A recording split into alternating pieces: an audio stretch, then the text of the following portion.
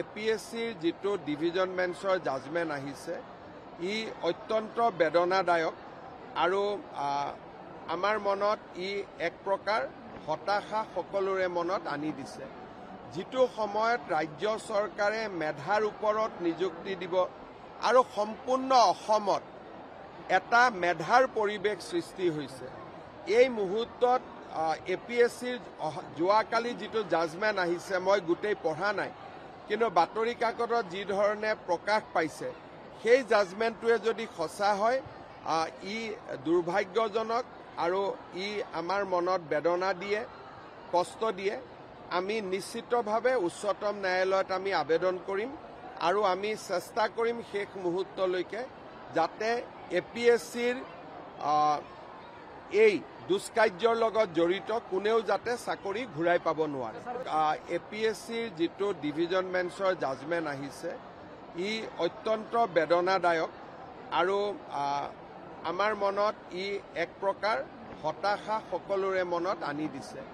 যিটো সময়ত ৰাজ্য চৰকাৰে মেধাৰ ওপৰত নিযুক্তি দিব আৰু সম্পূৰ্ণ অসমত এটা মেধাৰ পৰিৱেশ সৃষ্টি হৈছে, এই মুহূৰ্তত APSCৰ যোৱাকালি যিটো জাজমেণ্ট আহিছে মই গোটেই পঢ়া নাই, কিন্তু বাতৰি কাকতত যি ধৰণে প্ৰকাশ পাইছে সেই জাজমেণ্টটোৱে যদি সঁচা হয় ই দুৰ্ভাগ্যজনক আৰু ই আমাৰ মনত বেদনা দিয়ে, কষ্ট দিয়ে।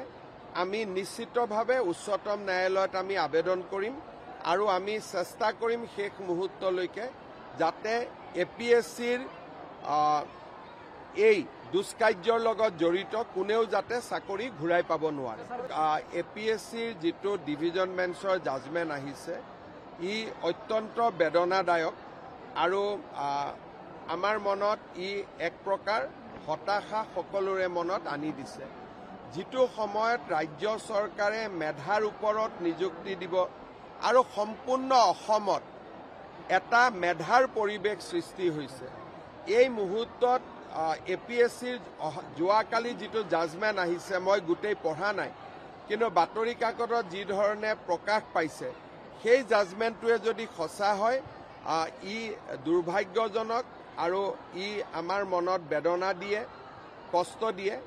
আমি নিশ্চিতভাৱে উচ্চতম ন্যায়ালয়ত আমি আবেদন কৰিম আৰু আমি চেষ্টা কৰিম শেষ মুহূৰ্তলৈকে যাতে APSCৰ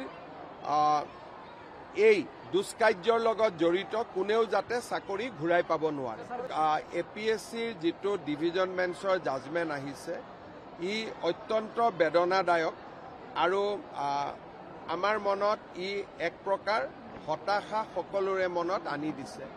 যিটো সময়ত ৰাজ্য চৰকাৰে মেধাৰ ওপৰত নিযুক্তি দিব আৰু সম্পূৰ্ণ অসমত এটা মেধাৰ পৰিৱেশ সৃষ্টি হৈছে, এই মুহূৰ্তত APSCৰ যোৱাকালি যিটো জাজমেণ্ট আহিছে মই গোটেই পঢ়া নাই, কিন্তু বাতৰি কাকতত যি ধৰণে প্ৰকাশ পাইছে সেই জাজমেণ্টটোৱে যদি সঁচা হয় ই দুৰ্ভাগ্যজনক আৰু ই আমাৰ মনত বেদনা দিয়ে, কষ্ট দিয়ে।